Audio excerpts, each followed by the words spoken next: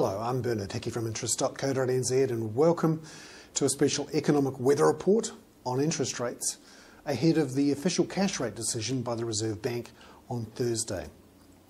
Everyone's asking what's happening to interest rates in the next 6 to 12 months. The Reserve Bank is likely to hold interest rates on Thursday, according to bank economists.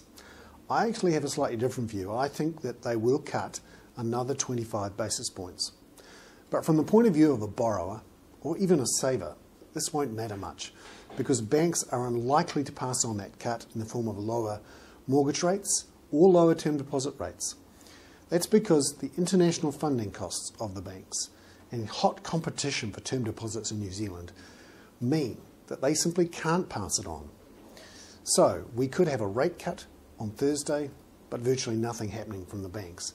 In fact, all the action we've seen from the banks in the last couple of weeks has actually been increasing rates, particularly for mortgage rates at the longer term, 3, 4 and 5 years. Some term deposit rates have also risen.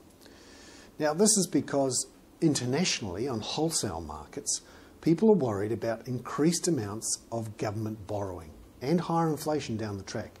So they're pushing up long-term wholesale interest rates, and that's being passed on here in the form of higher 3, 4, 5-year mortgage rates. So this brings us to the question, what should you do if you've got a mortgage that's rolling over shortly? Well, my view is that interest rates for mortgages have pretty much bottomed out. We might see slight falls, maybe in the 6-month rates, unlikely in the variable rates.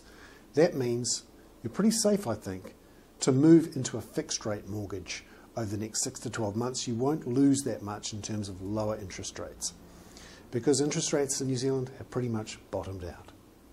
I'm Bernard Hickey. That was a special economic weather report brought to you in association with ASB.